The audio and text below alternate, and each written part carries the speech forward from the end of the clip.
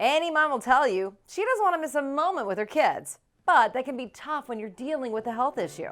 So let's meet a mom who's worked closely with her doctors to manage Crohn's disease so she doesn't miss a moment of family time. Marissa Jenkins first started dealing with recurring stomach pains and inflammation when she was just 18. A lot of stomach inflammation, pain. It was so bad. It's like if you were being stabbed repeatedly, like a bunch of times. Very similar to cramping contractions, but maybe magnify that by, 20. You assume the fetal position for quite some time until they dissipate, so it's pretty miserable. Soon after, Marissa was diagnosed with Crohn's disease. Crohn's disease is an autoimmune disorder where the body's white blood cells attack the gut. That could lead to inflammation of the intestine, which will manifest as diarrhea, bloody diarrhea, and abdominal pain. It's partly genetic and it's partly environmental. The disease is lifelong.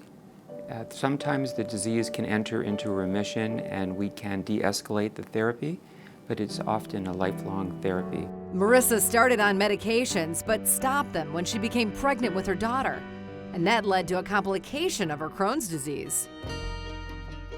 She developed ulcerations in her intestine, and the ulcerations tunneled so deep it went right through the thickness of the small bowel into the adjacent muscle of her thigh, and we got an MRI, a magnetic image, which showed a pocket of pus or abscess in the muscle of her thigh. It was like a pain that was shooting. I couldn't move. It was shooting down through my leg, making it impossible to walk. We don't want mothers to stop medications without consulting their physicians. It's often safer to continue whatever medications makes them well, even during pregnancy. The mother does well, the baby does well. Doctors treated Marissa and drained the abscess. And we were able to cure that abscess.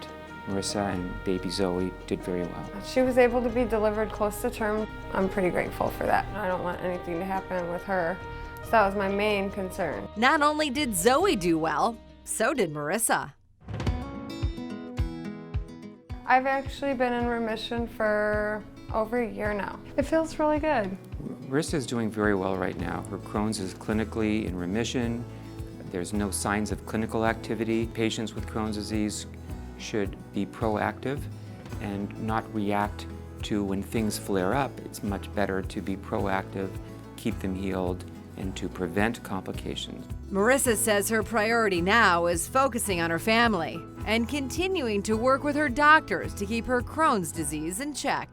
Me and the kids do tons of activities.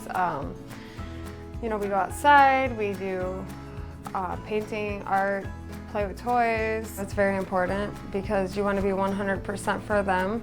And so, doing exactly what I'm supposed to do is pretty important.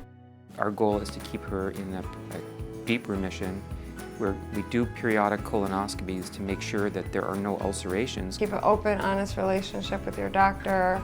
Not a pretty condition to have, but it is manageable and it is possible to still have a really happy, good life. So you just have to stay strong.